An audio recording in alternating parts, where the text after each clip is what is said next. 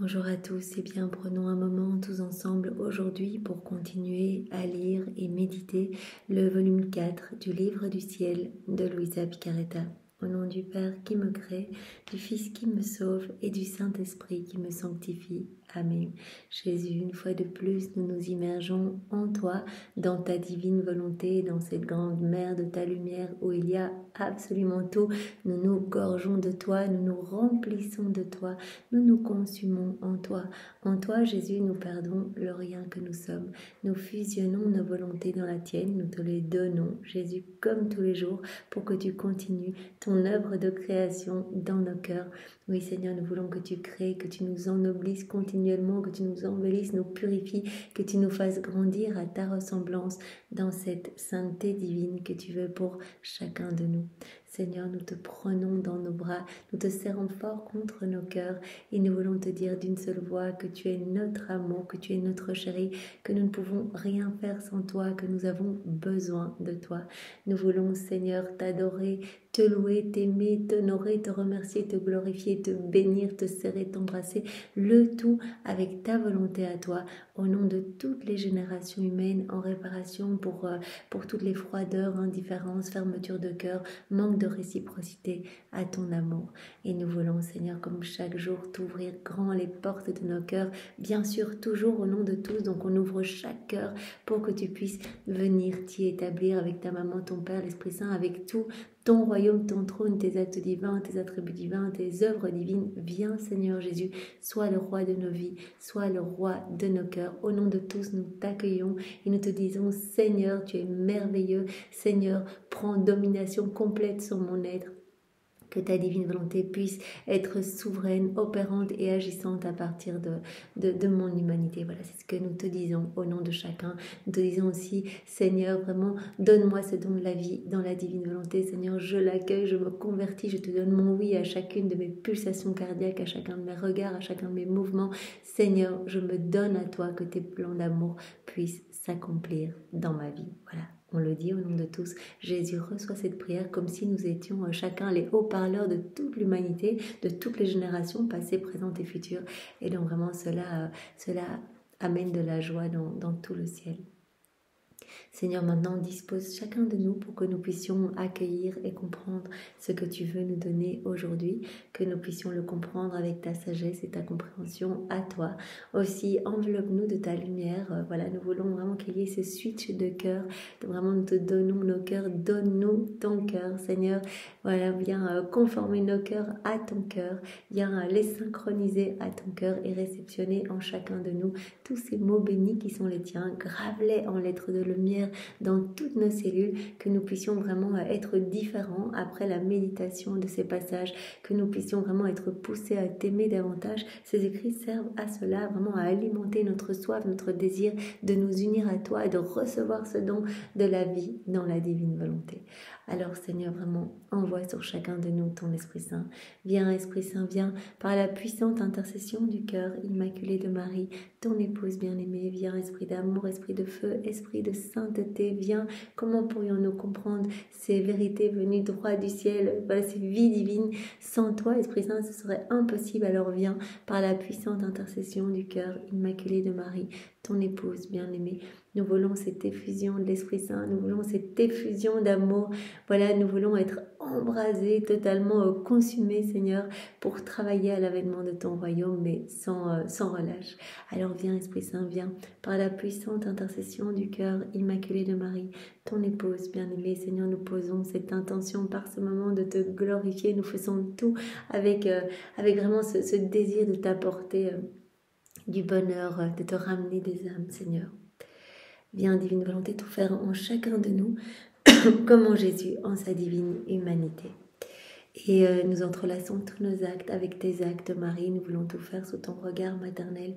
Que tes mains soient les douces chaînes qui nous lient continuellement à ton cœur et au cœur de Jésus. Et nous te demandons, Marie, de donner à nos cœurs à chaque instant une petite goutte, une petite gorgée de la divine volonté. Voilà.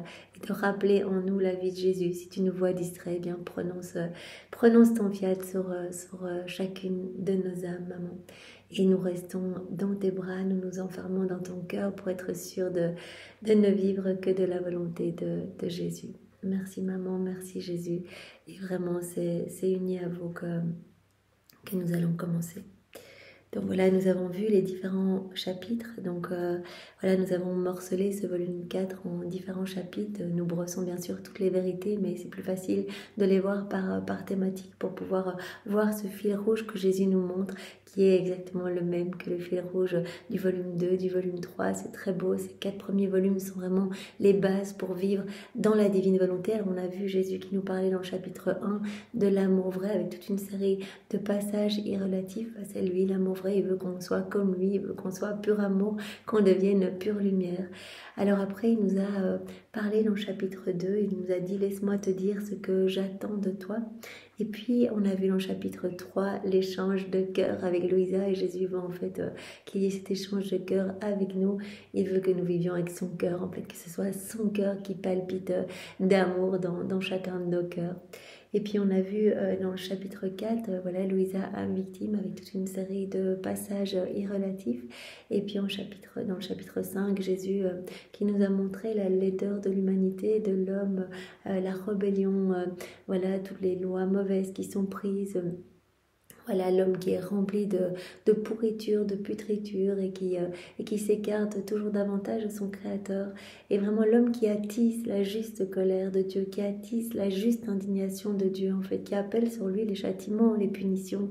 Voilà, et Jésus nous a redit une fois de plus que les châtiments sont vraiment nécessaires parce que c'est le seul moyen qu'il a trouvé pour que l'homme revienne à son cœur. Voilà. Eh bien, les hommes, quand ils sont touchés dans leur chair, quand ils sont anéantis, quand ils sont touchés dans leur bien, eh bien, se rendent compte en fait que tout ici est éphémère et reviennent à leur Créateur. Voilà, pour la plupart. Bien sûr, il y en a beaucoup qui se rebellent aussi dans les croix et dans les difficultés. Mais Jésus dit, si je n'envoyais pas ces châtiments, l'homme deviendrait encore plus arrogant, encore plus corrompu. Donc, je suis obligée de le faire. Donc, bien souvent, l'idée à l'usage, je ne viens pas te voir parce que tu me désarmes comme tu es une âme victime. Tu t'offres à moi pour prendre mes souffrances, pour prendre les souffrances qui devraient retomber sur les hommes. Et donc, je ne peux pas avoir satisfaction de toi et d'eux. Et donc, je ne viens pas te voir parce que c'est nécessaire souvent que je leur envoie comme des punitions pour les ramener vraiment sur le droit chemin.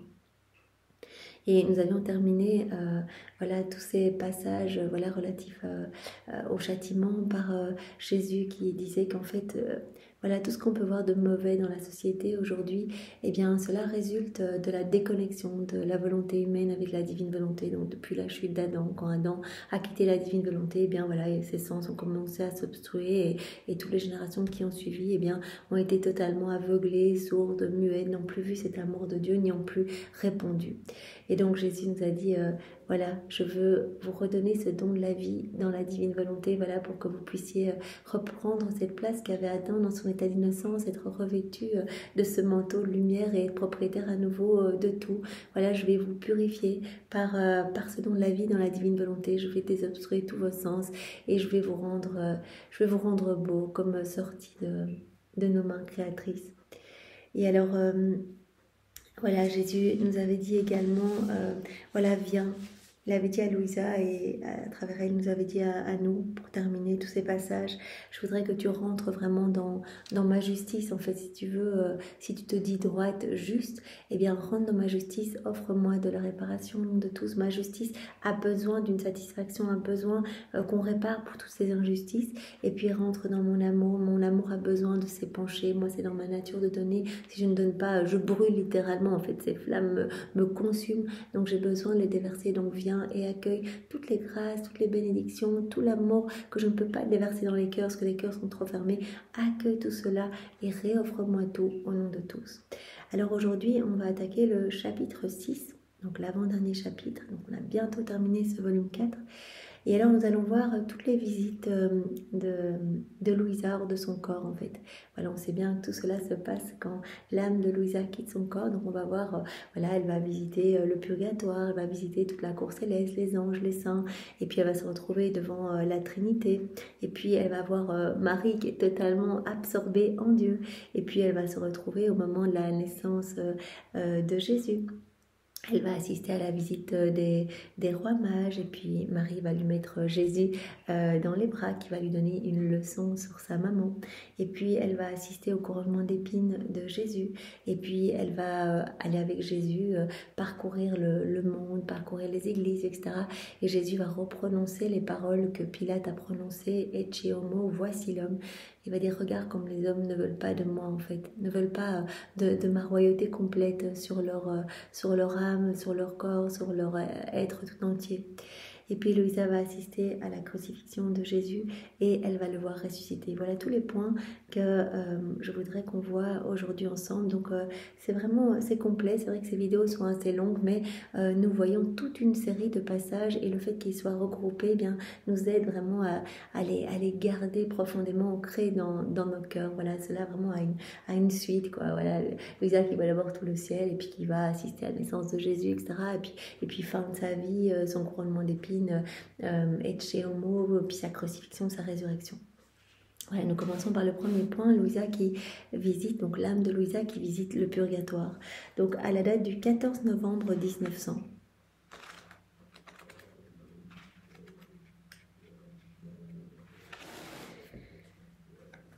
Ce matin, lorsque mon adorable Jésus vint, il me transporta hors de mon corps et me demanda un soulagement pour ses souffrances. N'ayant rien à lui offrir, je lui dis, mon très doux amour, si la maman reine était ici, elle pourrait te restaurer avec son lait. Quant à moi, je n'ai rien d'autre que mes misères. Louisa dit, Jésus, tu me demandes un soulagement, moi j'ai rien à te donner, j'ai que mes faiblesses, mes misères. Mais Jésus aime et il se nourrit de cela. Quand on lui offre nos chutes, nos tribulations, ce que l'on vit, nos souffrances, etc., on lui offre tout, même nos états de sécheresse spirituelle, on peut tout lui offrir. On l'avait vu dans les volumes précédents que Louisa, elle formait, même en offrant ses luttes dans les tentations, elle offrait à Jésus comme un pain nourrissant. Donc Jésus veut qu'on lui donne absolument tout ce qu'on vit, il veut qu'on lui remette, qu'on lui donne. Donc elle dit, moi j'ai rien à t'offrir Jésus, que mes misères. Voilà, si maman Marie était là, si notre maman reine était ici, elle pourrait te restaurer avec son lait. Quant à moi, je n'ai rien d'autre que mes misères. Pendant ce temps, la très sainte reine vint et immédiatement je lui dis, Jésus éprouve le besoin d'un soulagement. Donne-lui ton très doux lait pour le soulager. Alors notre très chère maman lui donna son lait et mon bien-aimé Jésus fut totalement refait. Ensuite, il se tourna vers moi et me dit, je me sens rafraîchi. Toi aussi approche de mes lèvres et bois une portion de ce lait que j'ai reçu de ma mère. Voilà, donc vraiment Jésus veut tout partager avec les âmes qui vivent dans la divine volonté. On est tout le temps avec lui, inséparable de lui, et il reçoit du réconfort. Ici, il reçoit le doux lait de sa maman. Il veut directement le partager avec Louisa et avec toutes les âmes vivant dans la divine volonté. En fait, voilà, il veut qu'on vive tout avec lui.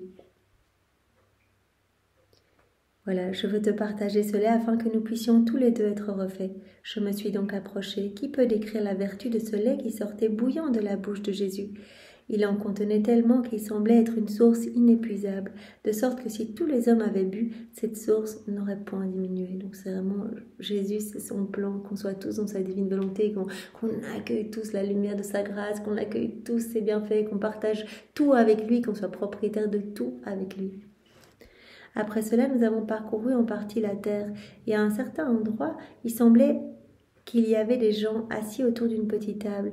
Il disait, il y aura une guerre en Europe, et ce qui est le plus douloureux, c'est qu'elle sera produite par des proches. Donc Jésus montre à Louisa la perfidie humaine, même d'âmes qui lui sont proches. Jésus écoutait, mais il ne dit rien concernant cela. Par conséquent, je ne sais pas avec certitude s'il y aura une guerre, oui ou non, puisque les jugements humains sont versatiles. Ce qu'ils disent un jour, ils le nient le lendemain.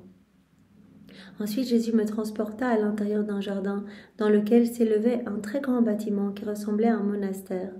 On se retrouve maintenant dans un jardin et au milieu de ce jardin, il y a un monastère, comme un bâtiment qui ressemble à un monastère. Il était peuplé par tellement de gens qu'on arrivait difficilement à les compter. Ce jardin est rempli à bord. À la vue de ces gens, mon adorable Jésus tourna le dos et se serra contre moi en appuyant sa tête sur mon épaule, tout près de mon cou. Il me dit à l'oreille, ma bien-aimée, ne me laisse pas voir, ne me laisse pas les voir. Autrement, je souffrirais beaucoup. Donc en fait, ce qu'elle voit là, c'est le purgatoire. Donc un jardin, au milieu de ce jardin, il y a comme un bâtiment qui ressemble à un monastère et ce jardin est bondé à ras-bord. On ne sait même pas compter les âmes qui s'y trouvent. Et Jésus souffre beaucoup et donc vraiment se cache dans les bras de Louisa en disant « Ne me laisse pas les voir, sinon je souffrirai beaucoup. » Moi aussi je serrai Jésus contre moi et en m'approchant d'une de ces âmes, je dis « Dis-moi, au moins qui êtes-vous » Elle répondit « Nous sommes toutes des âmes du purgatoire et notre libération est liée à l'exécution de ces pieux legs que nous avons transmis à nos héritiers. Et comme ils ne se sont pas acquittés, nous sommes contraintes de rester ici, éloignées de notre Dieu. Nous sommes dans cette souffrance continuelle pour l'expiation de nos péchés, de ce qu'on a laissé, et bien d'être éloignés de notre Dieu. C'est ça la souffrance des souffrances. Les âmes du purgatoire, elles vivent ces flammes, en fait, on en a parlé déjà dans ce volume-ci, dans les volumes précédents. Voilà tout ce qu'on fait sans Dieu, tout ce qu'on fait voilà, pour notre intérêt personnel, tout ce qu'on fait qui ne glorifie pas Dieu, tout ce qu'on fait dans nos volontés propres devrait être refait au purgatoire. Tous nos actes alors sont vides d'amour et devront être remplis d'amour par les flammes du purgatoire. Mais ces âmes ne souffrent pas tellement de ces flammes, bien que ce soit vraiment des flammes totalement brûlantes. Maria Sima, qui a été en contact pendant très longtemps avec les âmes du purgatoire, en parle de ces souffrances atroces, de ces flammes purgatives, et d'autres saints aussi qui ont vu cela. Mais la plus grande souffrance de ces âmes, c'est qu'au moment de leur mort, elles ont vu Jésus. Vous vous rappelez cette pêche miraculeuse, Jésus se montre à chacun de nous la dernière heure, voilà, où nous sommes encore sur la terre, vraiment ce moment où notre âme est sur le point de quitter notre corps, il se montre. Et donc ces âmes ont vu Jésus, elles lui ont donné leur oui, voilà. Et donc elles doivent se préparer, elles sont dans cette attente en fait de revoir Jésus. Et donc elles sont vraiment ce qui fait le plus souffrir ces âmes, c'est voilà, la privation de leur doux bien. En fait, elles sont dans cette agonie, dans cette mort, parce qu'elles ont tellement envie de voir Jésus, de revoir Jésus. Donc elles sont en manque en fait de Jésus. Donc ça c'est la plus grande peine des âmes du purgatoire. Elles sont dans cette amertume. Voilà, elles veulent revoir Jésus. C'est pour cela que Jésus dit souvent à Louisa, voilà ce que tu vis quand tu ne me vois pas, c'est un martyre d'ordre divin. Et en fait tu souffres autant que les âmes du purgatoire. En fait vraiment ça te consume littéralement, cela te tue littéralement quand tu ne me vois pas physiquement, bien que je vive à l'intérieur de toi. Voilà. Nous sommes contraintes de rester ici, éloignées de notre Dieu. Quelle souffrance pour nous, car Dieu est pour nous un être nécessaire dont on ne peut pas se passer. Nous éprouvons une mort continuelle. En plus, elles sont totalement dans la divine volonté. Vous vous rappelez, il y avait un passage où Louisa demandait à une âme du purgatoire qu'elle vienne lui dire si son état à elle, si l'état de Louisa est conforme à la volonté de Dieu. Elle dit, elle va un peu te renseigner, toi qui es dans la lumière de la vérité. Et l'âme avait dit, en fait, on peut même pas bouger une paupière sans l'autorisation de Dieu. Donc nous sommes totalement dans la divine volonté pour notre plus grande joie et notre plus grand contentement. Donc voilà, il y a cette domination absolue de Dieu sur nous. Donc on ne peut pas décider par nous-mêmes. Donc si Dieu veut que je te donne une réponse, je le ferai, mais on ne peut rien décider par nous-mêmes. Donc tout le ciel en fait, voilà, les âmes du purgatoire, les saints, les bienheureux, etc., ils sont tous dans la divine volonté. Moi aussi, je serrai Jésus contre moi, et en m'approchant d'une de ces âmes, je dis, dis-moi au moins qui vous êtes. Donc ça qu'on a vu, donc nous sommes les âmes du purgatoire. Voilà, nous sommes là dans cette souffrance d'être séparés de Dieu, car Dieu est pour nous un être nécessaire dont on ne peut se passer. Nous éprouvons une mort continuelle qui nous martyrise de la façon la plus impitoyable. Et si nous ne mourrons pas, c'est parce que nos âmes ne sont pas sujettes à la mort. Donc ces petites morts continuelles, parce qu'elles ne voient pas Dieu, et que vraiment Dieu est essentiel pour elles. Elles ont besoin de le voir, mais elles ne peuvent pas. Elles sont dans cette purification. D'ailleurs, dans les 24 heures, dans cette heure justement, au 3e heure d'agonie au jardin de Gethsémani, Louisa part avec maman Marie et Marie-Madeleine visiter le monde entier pour donner le sang de Jésus et lui ramener des âmes. Elle visite le purgatoire et elle voit vraiment ces âmes qui en fait s'élancent vers leur bien suprême, mais elles ne peuvent pas encore soutenir la pureté de Dieu, cette lumière, et donc elles retombent chaque fois. Et donc c'est une souffrance énorme, elles ne peuvent plus rien faire pour elles-mêmes. Tandis que nous, ici-bas, comme Jésus nous l'a dit d'ailleurs dans ce volume-ci, voilà, la plus grande charité, vraiment ce qui me touche le plus, c'est quand vous priez pour les âmes du purgatoire, ce sont déjà mes épouses, ce sont des âmes saintes, et vraiment elles souffrent, elles ne peuvent plus rien pour elles-mêmes. Voilà, c'est comme dans une maison, voilà, si tu avais ta maman ou ta sœur malade et que vraiment elle ne pouvait pas recevoir d'aide, elle ne pouvait rien faire pour elle-même, eh bien cette aide serait vraiment importante pour elle, bien plus que pour un étranger de ta maison qui pourrait voilà, trouver de l'aide et s'aider par lui-même. Donc les âmes du purgatoire ne peuvent plus rien faire, donc Jésus a dit, ça c'est vraiment la charité qui me touche le plus quand vous priez pour les âmes du purgatoire. Parce que je les aime et je les veux auprès de moi. Elles doivent juste passer ce temps vraiment pour remplir tous ces vides d'amour. Donc vous pouvez, en offrant vos messes, en offrant vos souffrances, en offrant vos prières, eh bien offrir cela en leur nom en fait. Et à chaque fois qu'on fait un acte dans la divine volonté, à chaque fois qu'on parle de la divine volonté, en fait, on les rafraîchit. Ce moment que l'on prend, eh bien, il y a des milliers d'âmes du purgatoire, enfin beaucoup en tout cas, qui peuvent quitter le purgatoire grâce à ce moment. Parce que ça envoie vraiment des bienfaits partout, tant sur la terre que dans le ciel. Nous éprouvons une mort continuelle qui nous martyrise de la façon la plus impitoyable. Et si nous ne mourrons pas, c'est parce que nos âmes ne sont pas sujettes à la mort. D'où, âmes souffrantes que nous sommes, en restant privés d'un être qui est toute notre vie, nous implorons de Dieu qu'il fasse éprouver aux mortels une toute petite partie de nos souffrances, en les privant de ce qui est nécessaire au maintien de leur vie corporelle, afin qu'ils apprennent à leurs dépens, à leurs propres dépens, combien il est douloureux d'être privés de ce qui est absolument nécessaire. Donc nous, on est privés de ce qui est absolument nécessaire pour nous, on souffre atrocement parce que Dieu, il est totalement nécessaire, on peut pas s'en passer et on en est privé, donc c'est une mort continuelle.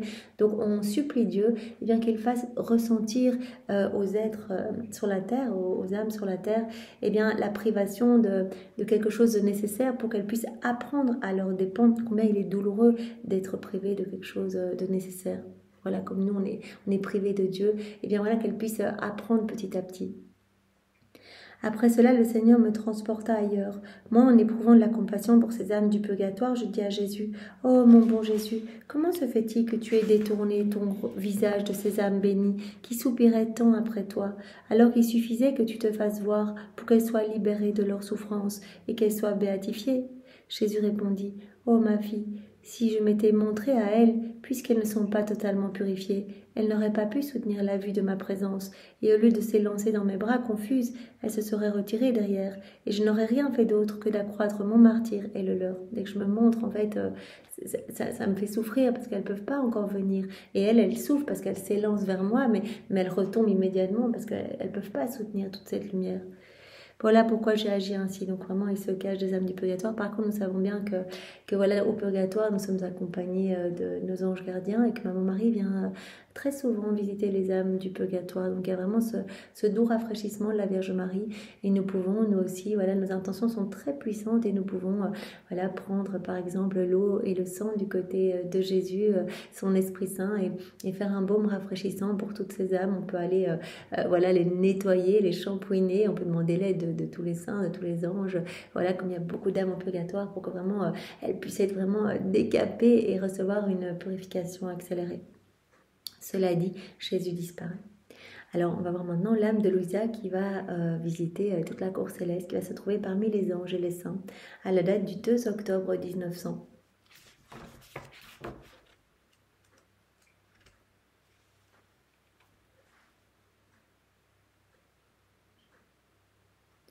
Voilà, 2 octobre 1901, pardon.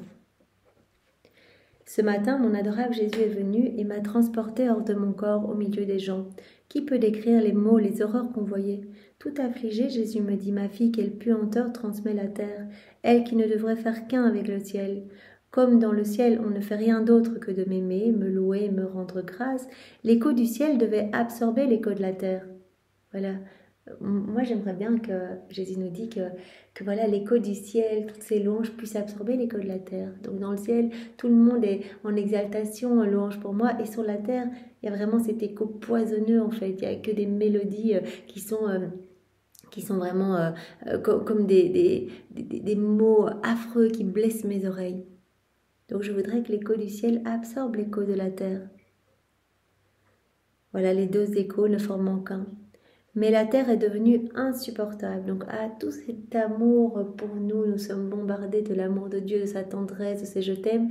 Eh bien, Jésus dit, en fait, à tout mon amour, l'homme répond par des actes d'ingratitude, de repli sur soi, etc., de méchanceté, de suffisance de soi. Toi, unis-toi avec tout le ciel et au nom de tous, donne-moi satisfaction. Unis-toi avec les anges, avec les saints pour réparer, me donner des bénédictions, des louanges, de l'amour avec ma volonté. Voilà, comme Louisa qui faisait, Jésus, je t'adore avec tes adorations, je te bénis avec tes bénédictions, je te loue avec tes propres louanges et je le fais au nom de tous. Je le fais avec toute la cour céleste pour vraiment te reconnaître comme notre roi, notre bien et notre tout. En un instant, je me suis retrouvée au milieu des anges et des saints. Je ne peux expliquer comment j'ai perçu ce qu'ils chantaient et disaient. Tout comme eux, je fis ma part au nom de toute la terre. Elle mêle sa voix à celle de la cour céleste. Après cela, tout heureux et en se tournant vers tous, mon doux Jésus dit « Voici venant de la terre une note angélique, comme je me sens satisfait. » Donc c'est une note angélique qui vient de la terre en fait, qui se mêle à la voix, au cœur des anges, au chant des saints, etc. Pendant qu'il disait cela, comme pour me récompenser, Jésus me prit dans ses bras. Il m'embrassait sans arrêt, en me montrant à toute la cour céleste comme l'objet de ses plus chères complaisances.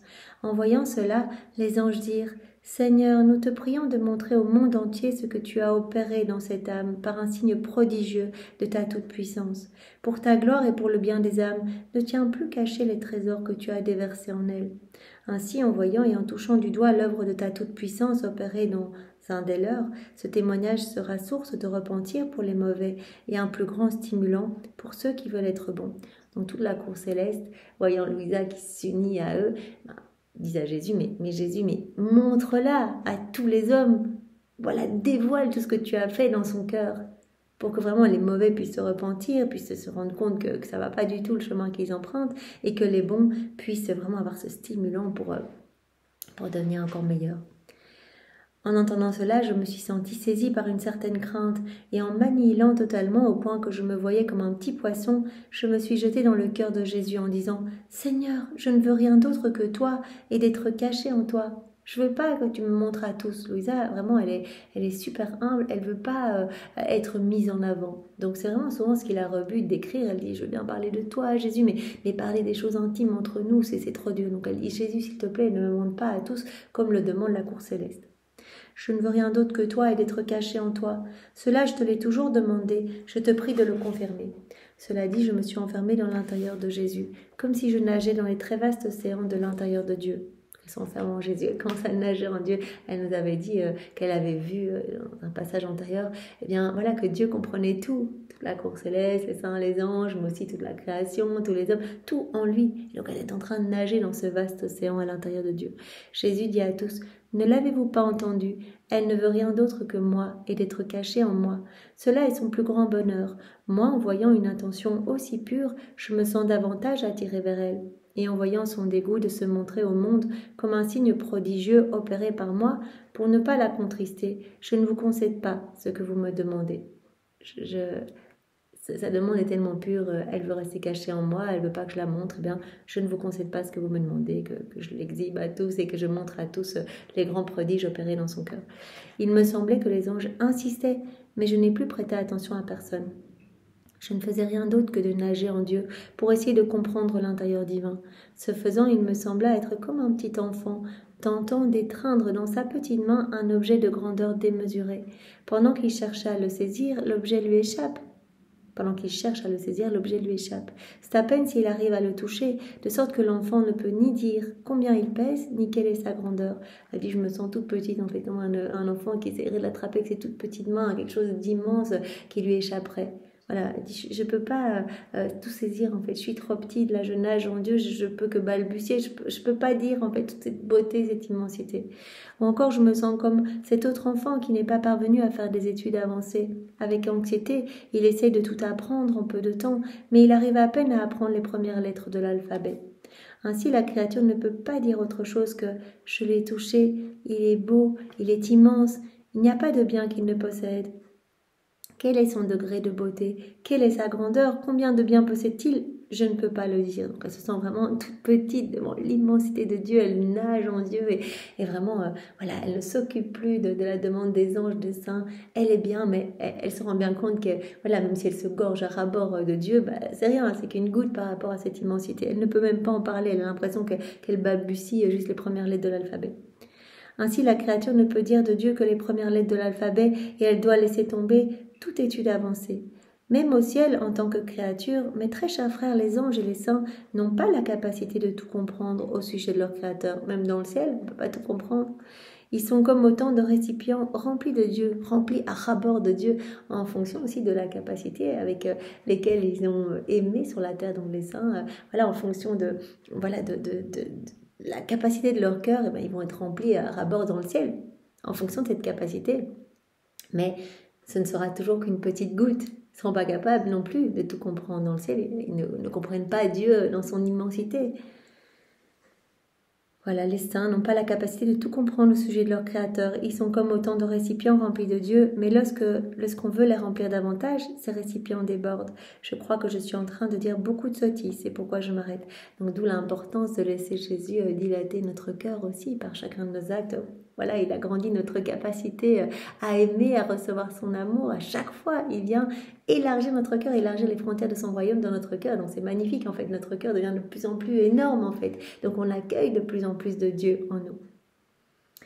Alors en troisième point, donc l'âme de Louisa qui va se retrouver devant la Trinité à la date du 13 janvier 1903.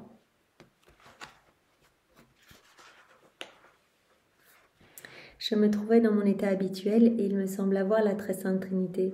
Les trois personnes divines se regardaient mutuellement. Elles étaient d'une telle beauté qu'elles étaient en extase seulement à se regarder. Elles voient vraiment voilà, le Père, Jésus, l'Esprit Saint, mais qui se regardent. Il y a cet amour mutuel, cet amour trinitaire vraiment qui enveloppe tout et qui s'échange continuellement. Pendant qu'elles étaient dans cet état, elles débordaient d'amour à l'extérieur. Elles étaient dans une telle beauté qu'elles étaient en extase seulement à se regarder. Elles débordaient d'amour à l'extérieur. Elles étaient comme frappées par cet amour, ce qui les rendait encore plus intensément extatiques. Dans leur bien et tout leur bonheur, et tout leur bien et tout leur bonheur se trouvaient en elles-mêmes. Toute leur vie éternelle, toute leur béatitude et toutes leurs opérations se résumaient par ce mot unique, amour. Voilà, tout est amour. Et c'est vraiment voilà, le Père qui génère continuellement le Fils et de cette génération continuelle, de cet amour entre le Père et le Fils, et bien procède l'Esprit Saint, cet amour qui les rend beaux, qui les rend dans cet état d'extase continuelle. Tout se résume en un mot, amour. Toute leur vie éternelle, toute leur béatitude et toutes leurs opérations se résument en ce mot, amour. Toute la beauté des saints était formée par l'opération parfaite de la très sainte Trinité. Toute la beauté des saints eh bien, était formée, vous avez pu voir ça, était formée par cet amour entre les trois personnes divines, par cette opération parfaite de la très sainte Trinité.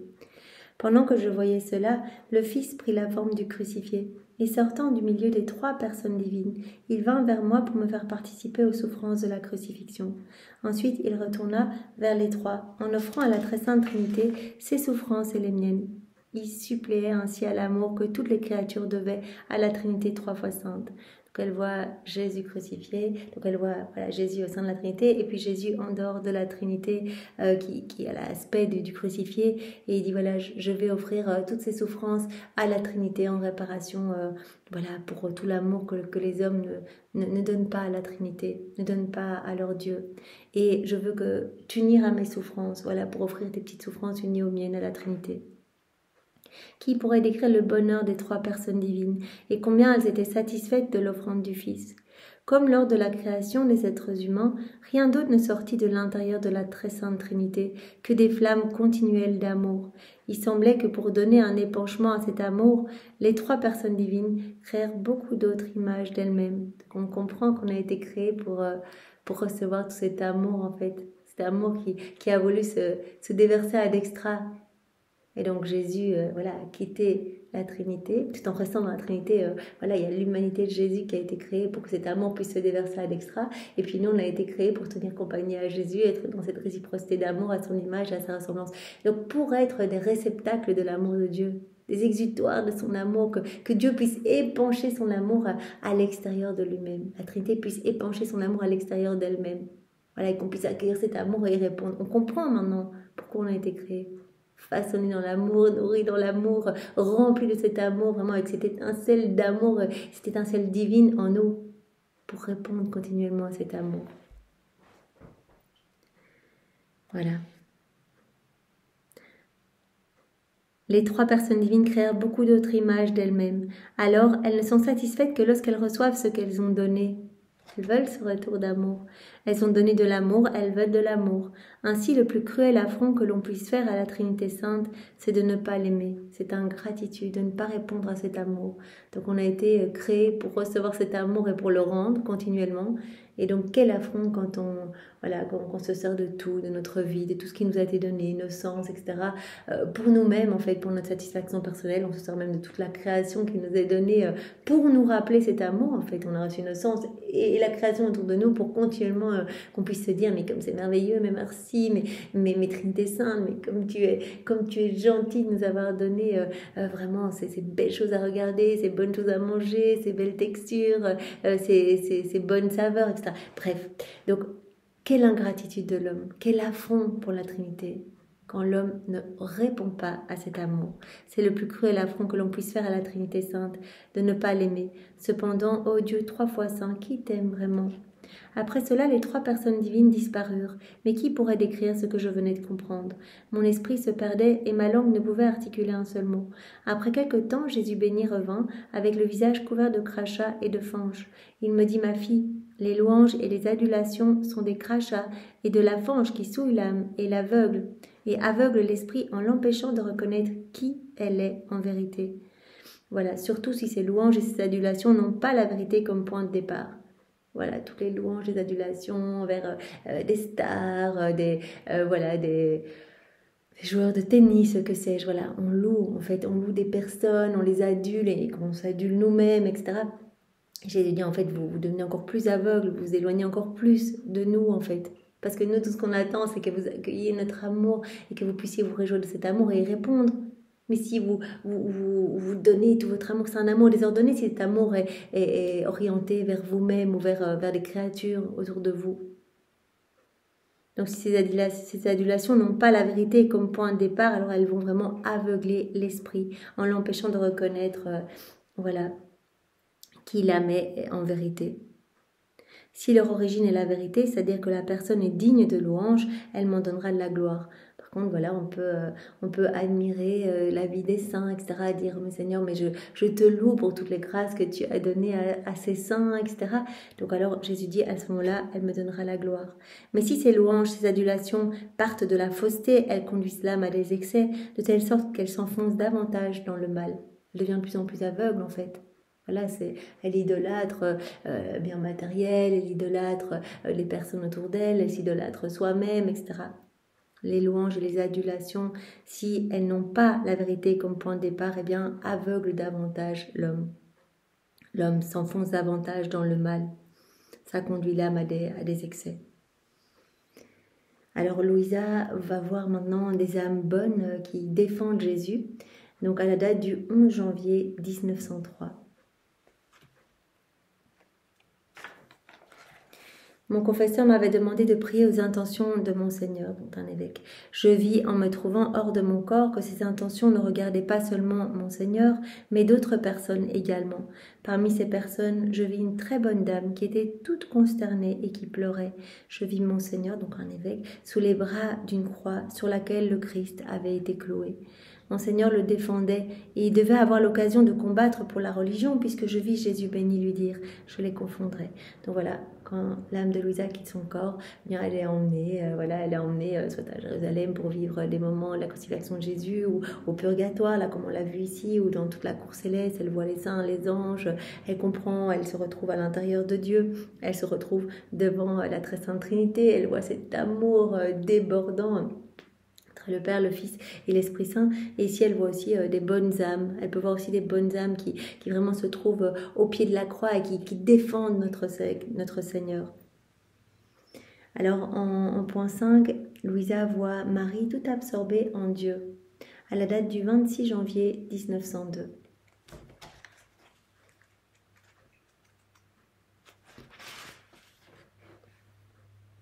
Ce matin, me trouvant dans mon état habituel, je vis devant moi une lumière illimitée et je compris que dans cette lumière se trouvait la très sainte Trinité. Voilà, elle se retrouve dans la Trinité de nouveau, vraiment cette lumière magnifique. En même temps, je vis devant cette lumière la maman reine, tout absorbée dans la très sainte Trinité. absorbée en Dieu et qui a Dieu en elle. Elle absorbait en elle les 3 personnes divines. Donc elle est absorbée dans cette lumière, elle est absorbée en Dieu et elle a Dieu en elle.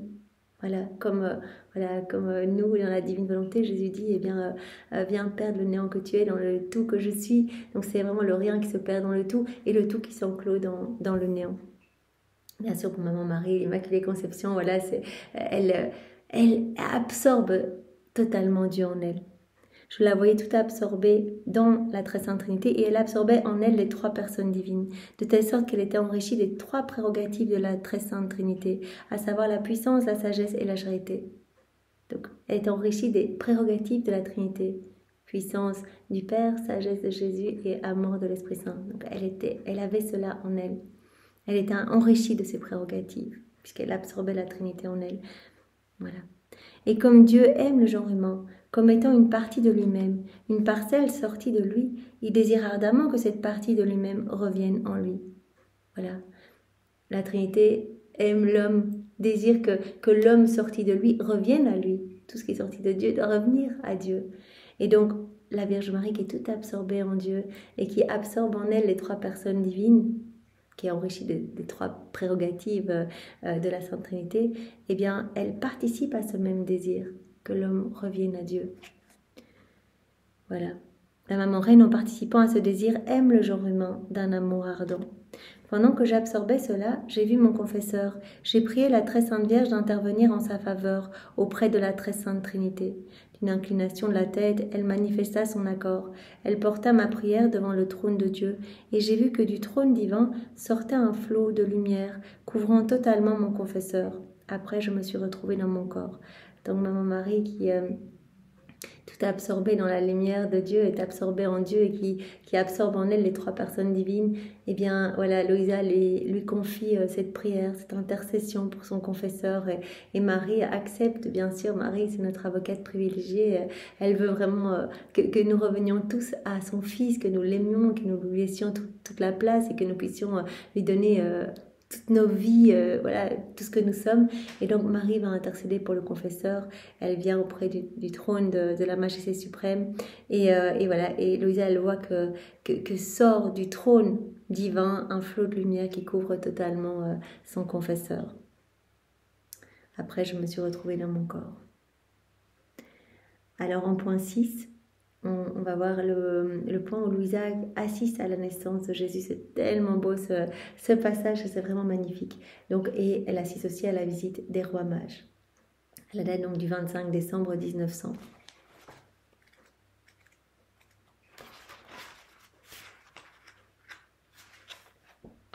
Me trouvant dans mon état habituel, je me suis sentie hors de mon corps. Après m'être déplacée un peu, je me suis trouvée à l'intérieur d'une grotte de Bethléem. J'ai vu la Maman Reine en train de donner naissance au petit enfant Jésus. Quel stupéfiant prodige! Il me semblait que la mère, autant que le fils, était transformée en lumière pure. Donc au moment de la naissance de Jésus, autant Marie que Jésus étaient transformés en lumière. Elle dit, mais il n'y avait que de la lumière partout. Dans cette lumière, on apercevait très bien la nature humaine de Jésus portant en elle la divinité. Donc en fait, c'était la divinité de Jésus qui sortait de partout en fait, qui débordait de son humanité, comme au moment de sa transfiguration, et qui enveloppait Maman Marie dans cette lumière. Son humanité servait de voile pour couvrir sa divinité, de sorte qu'en déchirant le voile de sa nature humaine, on trouvait Dieu. Donc elle le dit bien, sa petite nature humaine en fait servait de voile, son humanité servait de voile, cachant la divine volonté pleinement à l'œuvre, divine volonté qui est cette mer de lumière, donc ça débordait de partout en fait. Au moment de sa naissance, c'était toute la lumière de sa divinité qui sortait de son humanité.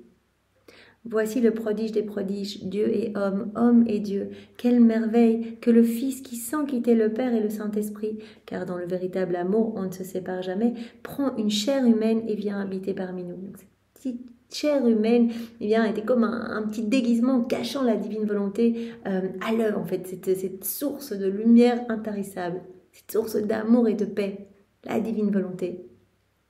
Voilà, et Jésus veut continuer sa vie en nous, il veut que notre corps soit aussi comme un petit voile, le cachant à l'œuvre, cachant sa divine volonté pleinement opérante. Tout comme les éléments créés sont comme des petits voiles cachant la divine volonté, régissant tout en eux. En ce moment, En ce moment des plus heureux, il me sembla que la mère et le fils étaient comme spiritualisés. Pendant que les deux débordaient d'un excès d'amour, alors sans le moindre obstacle, Jésus sortit du sein maternel. C'est-à-dire que pendant que ces très saints corps étaient transformés en lumière, Jésus lumière sortit sans le moindre obstacle de l'intérieur de la lumière de sa mère. Les deux corps restant sains et intacts. Donc il n'y a pas les douleurs de l'accouchement comme pour nous, etc. Vraiment, c'est Marie qui est totalement spiritualisée, totalement lumière, et Jésus, lumière qui sort, qui sort de sa maman, et vraiment les deux corps totalement lumière qui restent sains et intacts. Ensuite, ils revinrent à leur état naturel. Trop beau. Qui pourrait décrire la beauté du petit enfant Jésus qui, en ce moment de sa naissance, laissait voir extérieurement les rayons de sa divinité. Voilà, donc c'est cela, sa divinité qui débordait de son humanité. Qui pourrait décrire la beauté de la mère qui restait tout absorbée dans ses rayons divins.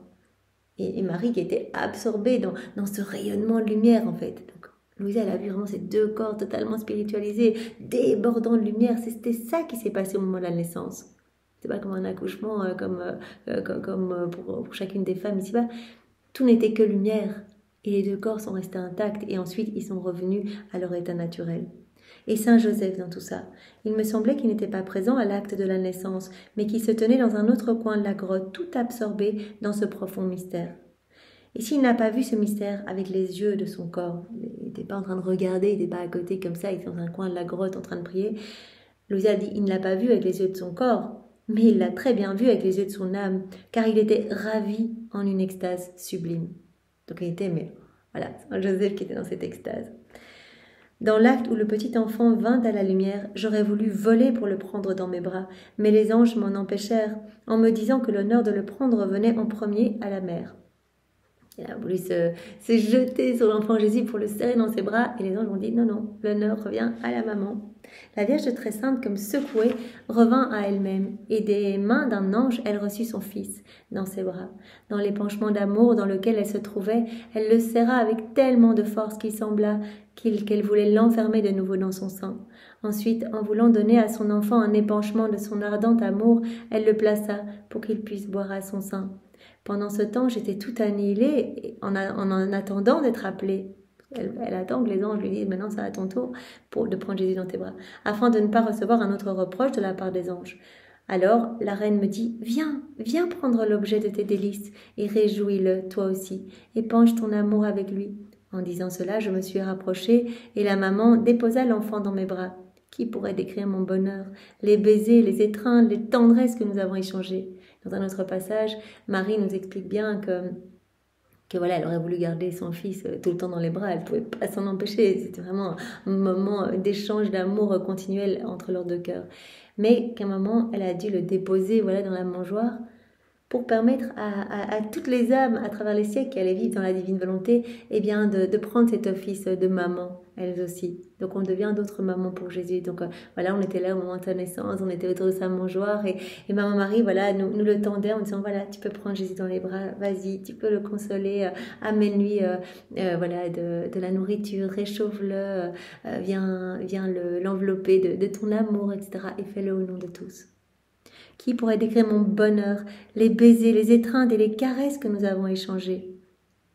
Après avoir quelque peu épanché mon amour, je lui dis « Mon bien-aimé, tu as bu le lait de notre maman, partage-le avec moi. » Tout condescendant, il déversa de sa bouche une partie de ce lait dans la mienne. Ensuite, il me dit « Ma bien-aimée, j'ai été conçue et je suis née unie à la douleur. Je suis mort dans la douleur. » Donc, tout n'a été que douleur en moi en fait. Voilà, c'est mère de souffrance, toujours accompagnée bien sûr de mère, de lumière, de sainteté, de joie, etc. Mais Jésus dit, dès l'instant 1 de mon incarnation, j'étais déjà dans la souffrance la plus intense pour refaire toutes vos vies. En fait, chacun de vos actes déconnectés de la divine volonté, j'ai tout refait, j'ai tout vaincu avec ma volonté humaine et j'ai tout refait avec ma divine volonté. Et cela a été des souffrances inouïes, imposées par ma divinité à mon humanité. Donc des petits clous dans mes mains, des petites épines dans ma tête, du fiel et du vinaigre dans ma bouche, des flagellations, etc. Clous dans mes pieds. Voilà, donc tout n'a été que douleur pour refaire vos vies. J'ai été conçue, je suis née unie à la douleur et je suis mort dans la douleur. En utilisant les 3 clous avec lesquels ils m'ont crucifié, j'ai crucifié les 3 puissances des âmes qui brûlent de m'aimer, l'intelligence, la mémoire et la volonté. Voilà, on a reçu nos 3 puissances de l'âme pour rester connecté à la Trinité. Donc quand on vit dans la divine volonté, on est pleinement connecté. C'est-à-dire que notre volonté est unie à la volonté du Père, à la puissance du Père, notre intelligence est unie à la sagesse de Jésus et notre mémoire, eh bien, continuellement se rappelle de l'amour de l'Esprit Saint. Mais quand on vit dans notre volonté propre, c'est le chaos complet, on n'est plus du tout connecté. On se nourrit alors des fanges de la terre, comme Jésus nous l'a dit hier, on se remplit des choses boueuses d'ici-bas. On n'est plus connecté au ciel, on est comme obstrué tout canot de communication avec la Trinité. Et on est déconnecté aussi des éléments créés et de tout le ciel. Donc par les 3 clous qui m'ont crucifié, j'ai crucifié les 3 puissances de l'âme qui brûlent de m'aimer, l'intelligence, la mémoire et la volonté. J'ai fait en sorte que ces âmes restent totalement attirées vers moi, vu que le péché les avait rendues infirmes et les avait dispersées loin de leur Créateur, sans rien pour les retenir. Donc par ces clous qui m'ont transpercé sans cesse, en fait, ça a commencé dans le ventre de ma maman, en fait, j'ai recloué vos 3 puissances de vos âmes à la Trinité. J'ai fait en sorte de pouvoir vous attirer continuellement à moi. Vous que le péché avait rendu infirme et qui vous avait dispersé loin de votre Créateur. Pendant que Jésus disait cela, il jeta un regard sur le monde et commença à pleurer sur ses misères. Moi, en le voyant pleurer, je lui dis « Mon aimable enfant, ne rends pas triste par tes larmes une nuit si joyeuse pour ceux qui t'aiment. Au lieu de donner un épanchement à tes larmes, donnons un épanchement à notre chant. » Ce disant, je commençai à chanter. Jésus se laissa distraire. En m'entendant chanter, il cessa de pleurer. Après mon chant, il chanta le sien, avec une voix tellement harmonieuse que toutes les autres voix disparurent, devant sa voix des plus douces.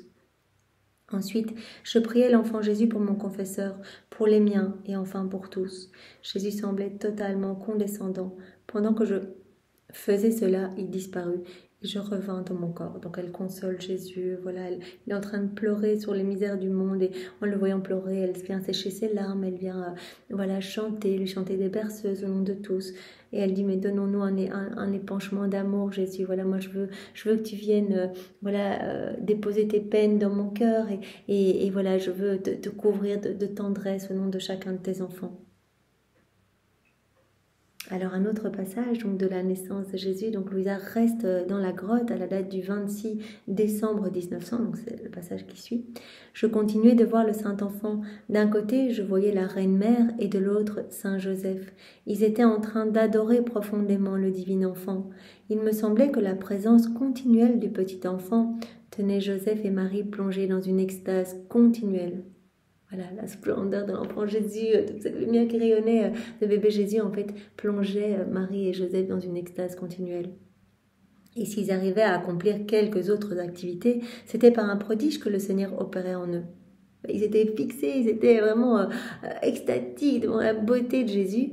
Et s'ils arrivaient à aller chercher, pour Saint Joseph le bois, pour Marie laver les petits vêtements de Jésus, eh bien c'était vraiment par un prodige que le Seigneur opérait en eux. Sinon, ils n'auraient pas pu bouger, ils seraient restés là, fixés et les yeux pleins d'amour sur Jésus. Autrement, ils seraient restés immobiles sans pouvoir vaquer extérieurement à leurs devoirs. Moi aussi, je fis mon adoration et ensuite, je me suis retrouvée dans mon corps. Alors, autre passage, maintenant, la visite des rois mages. Donc, Louisa va assister à cette visite. Trop beau aussi, ce passage. À la date du 6 janvier 1900.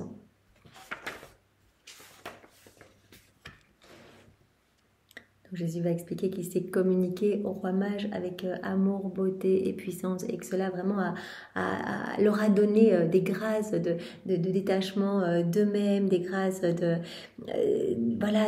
amour fou pour Jésus jusqu'à aller jusqu'au martyr, être prêt à aller jusqu'à donner leur sang pour Jésus, et que cela vraiment leur a donné la grâce d'être détachés des choses du monde. Me trouvant hors de mon corps, il me sembla voir le moment où les saints mages sont arrivés dans la grotte de Bethléem. Dès qu'ils furent en présence de l'enfant, celui-ci se fit un plaisir de faire briller extérieurement les rayons de sa divinité en se communiquant à eux de 3 façons, avec amour, avec beauté et avec puissance. Donc voilà, à nouveau, Jésus fait sortir de son humanité la lumière de sa divinité. Et il se communique au roi mage avec amour, avec puissance et avec beauté. Il se communique au roi mage. Donc vraiment, il laisse déborder toute cette lumière de son humanité. Donc il y a eu toute cette lumière au moment de sa naissance, au moment où les rois mages sont venus, au moment de sa transfiguration. Et donc voilà, c'est vraiment les moments où sa lumière a rejailli. Alors ils sont restés ravis et absorbés en présence du petit enfant Jésus, tellement que si le Seigneur n'avait pas caché derrière son humanité les rayons de sa divinité, les mages seraient restés là pour toujours, sans ne pouvoir plus bouger. Voilà, à nouveau, Jésus a dû opérer un prodige pour cacher cette lumière, sinon les mages seraient restés là pour toujours. Ils étaient, eux aussi complètement en extase devant Jésus, devant toute cette lumière et toute cette beauté, cet amour, cette puissance qui se communiquait à eux par cette lumière. Dès que l'enfant retira sa divinité, les saints mages revinrent à eux-mêmes, stupéfaits de voir un si grand excès d'amour, car dans cette lumière, le Seigneur leur avait fait comprendre le mystère de l'incarnation. Ils ont tout compris dans cette lumière. Ensuite, ils se levèrent et offrirent leurs dons à la Reine-Mère. Elle a parlé longuement avec eux, mais je ne peux pas me rappeler de tout ce qu'elle disait. Je me souviens seulement qu'elle les a incités fortement à travailler à leur salut et à celui de leur peuple. Donc Marie a parlé après au roi mage. Jésus a retiré sa lumière, donc ils ont pu revenir à leur état normal, sinon ils n'auraient pas pu bouger, ils étaient comme en extase. Et alors après, ils ont parlé avec Marie. Ils ont compris beaucoup de choses sur le mystère de l'incarnation. Ils ont parlé avec Marie, et Marie leur a dit vraiment, il faut travailler à votre salut et au salut de votre peuple. Ils devaient n'avoir aucune crainte d'exposer leur vie pour atteindre ce but. C'est quelque chose que Marie leur a dit aussi. Voilà, allez-y. Donnez-vous corps et âme pour atteindre ce but, le salut de vos âmes. C'est ce qu'il y a de plus important. Vous ne devez même pas craindre de perdre votre vie pour atteindre ce but. Après cela, je me retirai en moi-même et me retrouvai en compagnie de Jésus. Il voulait que je lui dise quelque chose, mais je me voyais si mauvaise et tellement confuse par son invitation que je n'osais rien dire. En voyant que je ne disais rien, Jésus continua de me parler des saints mages.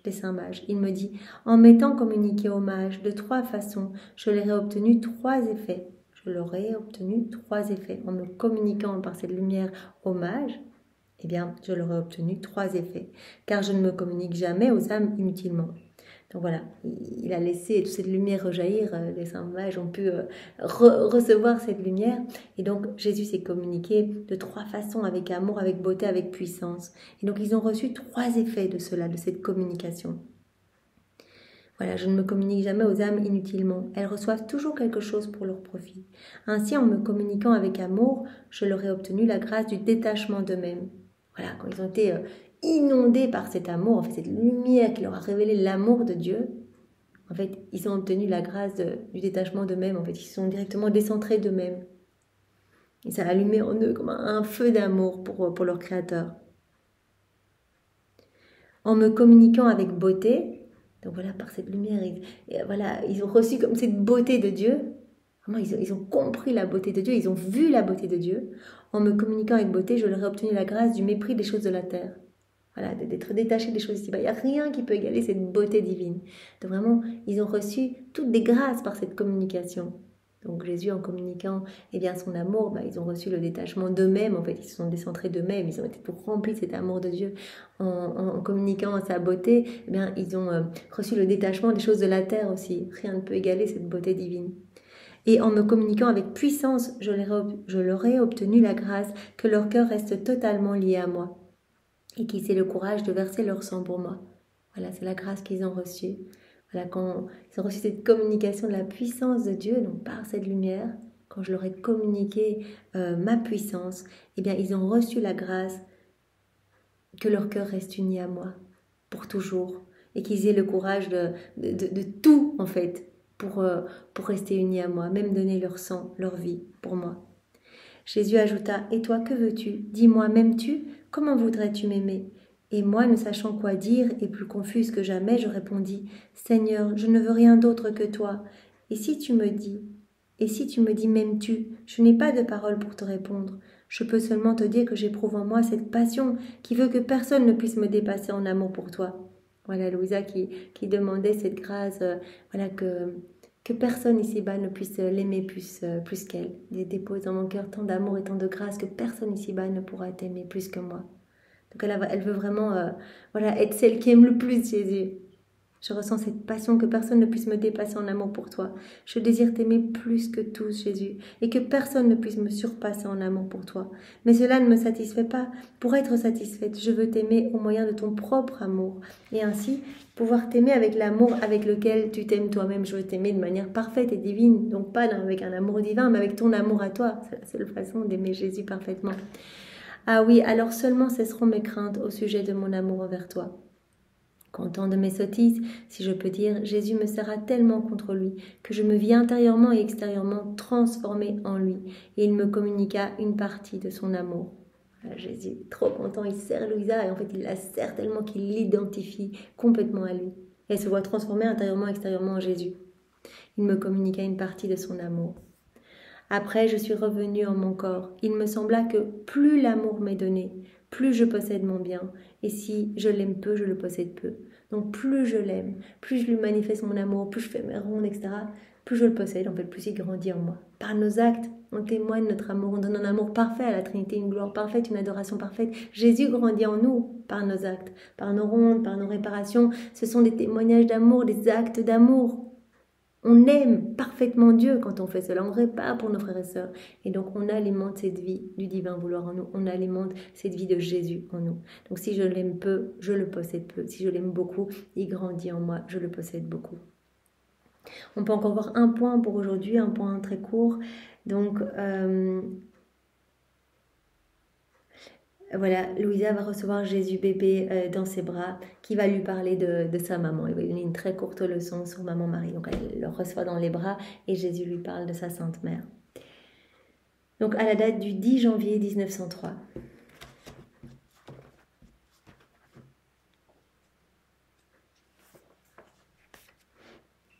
Donc Jésus va lui dire les mots qui consolent le plus ma maman sont Dominus tecum, le Seigneur est avec toi. Donc dans le Je te salue Marie, pleine de grâce, le Seigneur est avec toi. Ce sont vraiment les mots qui touchent le plus le cœur de Marie. C'est trop beau, Dominus tecum. Ce matin, après m'être donné beaucoup de peine, la Reine-Mère est venue avec l'enfant Jésus dans les bras. Elle me l'a donné en me demandant de l'entourer de continuels actes d'amour. Toujours Marie remet Jésus dans les bras de Louisa et dit répare, sois une autre mère pour lui. Voilà, je te le confie, nourris-le, soigne-le, console-le au nom de tous. Voilà, entoure mon fils de tes continuels actes d'amour. J'ai fait tout ce que j'ai pu, et pendant ce temps, Jésus m'a dit, ma bien-aimée, les mots qui sont les plus agréables à ma mère et qui la consolent le plus sont le Dominus tecum, le Seigneur est avec toi. Ce sont les mots qui sont les plus agréables à la Vierge Marie. Ce sont les mots qui la consolent le plus, qu'on répète dans chacun de nos Ave Maria. Parce que à peine furent-ils prononcés par l'archange, ma mère a ressenti que tout l'être divin se communiquait à elle. Voilà, quand l'archange est venu, Gabriel est venu la trouver, veux-tu être la mère du Sauveur? Mais comment cela se ferait-il? Elle a dit, je te salue Marie, comblée de grâce, le Seigneur est avec toi. Et là, elle a senti vraiment que tout l'être divin se communiquait à elle. Elle s'est sentie revêtue de ce pouvoir divin. À peine furent-ils prononcés ces mots par l'archange, ma mère a ressenti que tout l'être divin se communiquait à elle. Elle s'est sentie revêtue du pouvoir divin. Et devant celui-ci, le sien s'est dispersé, de sorte que ma mère est restée avec le pouvoir divin dans les mains. Voilà, simple mot de l'archange, le Seigneur est avec toi. Elle a senti cette communication de l'être divin. Elle a senti que tout l'être divin se communiquait à elle. Elle s'est sentie comme revêtue de ce pouvoir divin qu'elle a gardé entre ses mains. C'est très beau. Donc voilà, nous allons arrêter ici pour aujourd'hui pour ne pas commencer des nouveaux points que l'on verra donc demain. Donc on a vu toutes ces visites de l'âme de Louisa au purgatoire avec voilà Jésus qui demandait vraiment qu'on prie aussi pour les âmes du purgatoire. Ça, il nous l'a demandé dans d'autres passages. Ces âmes qui s'élancent continuellement vers lui, ces âmes qui sont des âmes saintes, ses épouses, mais qui doivent passer ce temps vraiment de purification dans les flammes. Et nous pouvons offrir donc nos prières, etc. pour ces âmes. Alors Louisa, parmi les anges qui demandaient vraiment que Louisa puisse être montrée comme un trophée à toutes les générations humaines, à tout le ciel, pour que tous puissent voir les grands prodiges accomplis en elle par la très sainte Trinité. Et Louisa avait demandé que cela ne soit pas. Donc elle avait uni sa voix à celle des anges au départ pour louer la Trinité, parce que vraiment le Seigneur vraiment nous propose de vivre déjà la vie des bienheureux ici-bas, d'être dans cette exaltation, dans ces louanges. Et alors après elle s'était cachée à l'intérieur de Dieu, vraiment elle nageait dans l'immensité de son Créateur, où il y a absolument tout, et elle ne pouvait absolument pas dire ce qu'elle voyait, tant tout était beau. Elle disait, voilà, je suis comme un petit nouveau-né, comme un petit enfant qui n'a pas beaucoup de connaissances et qui ne fait que balbutier les premières lettres de l'alphabet. Alors elle s'est retrouvée devant la Trinité, donc on l'a vu, elle a pu voir cet amour trinitaire magnifique, cet amour qui a voulu se déverser ad extra, et donc voilà, nous avons été créés pour être les exutoires de cet amour. Et donc Louisa a compris vraiment le grand affront que nous faisons à la Trinité en ne répondons pas à cet amour. Alors voilà, Louisa a vu aussi des âmes aimantes, voilà, qui donnent leur vie pour défendre Jésus. Voilà, cette dame qui pleurait, cet évêque au pied de la croix en train de défendre Jésus. Et puis Louisa, elle a vu Marie tout absorbée en Dieu dans la lumière de la Trinité. Donc Marie absorbée en Dieu, et Marie qui absorbait l'être divin en elle, et donc qui était enrichie des trois prérogatives de l'être suprême, et Marie qui avait donc les mêmes désirs que la Trinité, ramener l'homme à Dieu. Et puis nous avons assisté avec Louisa à la naissance de Jésus, dans ces flots de lumière, la divinité de Jésus qui débordait de son humanité, et vraiment tout le corps de Marie était vraiment dans cette lumière. Donc vraiment les deux corps étaient comme spiritualisés, il y avait de la lumière partout. Et en restant saint, en restant magnifique, en étant totalement revêtu de lumière. Et puis voilà, quand Jésus est sorti du sein de Marie, après les deux corps sont redevenus normaux. Et alors, Louisa a vu aussi Saint Joseph dans un coin de la grotte qui était comme en extase, même s'il n'avait rien vu avec ses yeux. Ses yeux de son âme avaient tout vu. Il était vraiment dans cette lumière, dans cette contemplation. Et alors, Louisa nous a montré que c'est par un prodige que Saint Joseph et la Vierge Marie pouvaient faire autre chose que regarder Jésus, faire leurs petites tâches du quotidien, préparer, nettoyer la grotte, etc. C'était par un prodige, parce que sinon, ils étaient absorbés par cette lumière.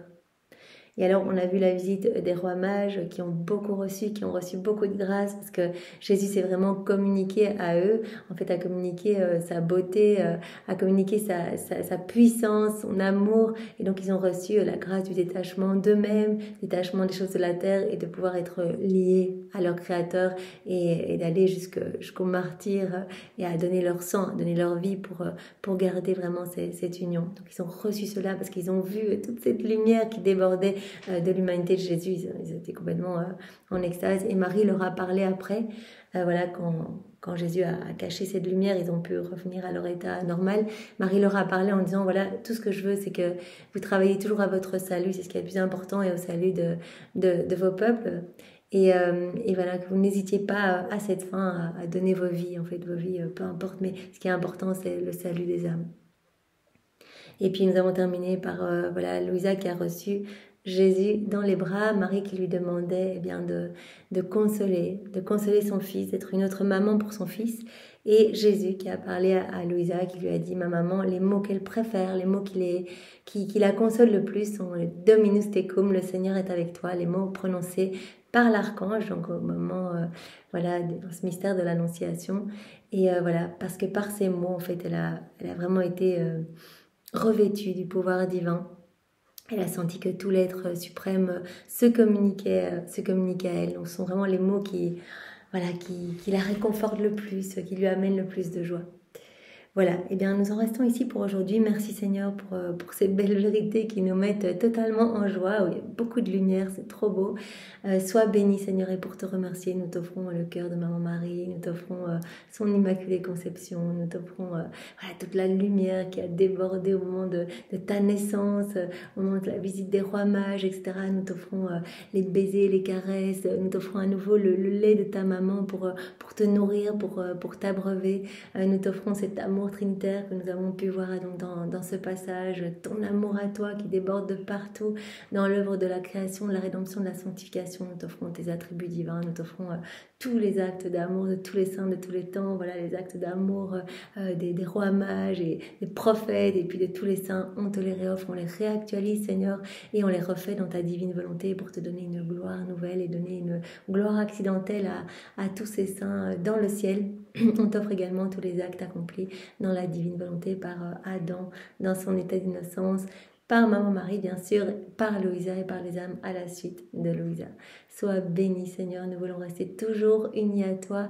Viens te communiquer à nous, que vraiment nous puissions nous aussi nous décentrer de nous-mêmes et ne regarder que toi, nous décentrer des choses de la terre, vraiment parce qu'il n'y a que toi qui nous importe Seigneur et que nous puissions voilà, avoir ce profond désir voilà, du salut de nos frères et sœurs, que nous puissions tout faire pour te ramener des âmes, voilà, comme Louisa qui disait dans le volume 12, Seigneur, que chaque battement de mon cœur te ramène des âmes, que chaque mouvement, chaque respiration, chaque mouvement de mes nerfs, de mes organes te ramène des âmes. Seigneur, c'est ce que je veux et j'unis tout à tes prières, à tes intentions, à toi. Et vraiment, cela avait touché Jésus en disant, mais en fait, c'est ce que je faisais lors de mon passage sur la terre, donc je continue vraiment ma vie en toi. C'est vraiment ce que je veux faire en chacun de mes enfants. Alors Seigneur, voilà, donne-nous cette soif des âmes, cette soif de... voilà, du salut de notre âme et de toutes les âmes. Voilà, donne-nous ton amour que tu as pour les âmes, Seigneur. Sois béni, Jésus, et garde-nous unis à toi. Au nom du Père et du Fils et du Saint-Esprit. Amen. Belle journée à tous, soyez tous bénis. Au revoir.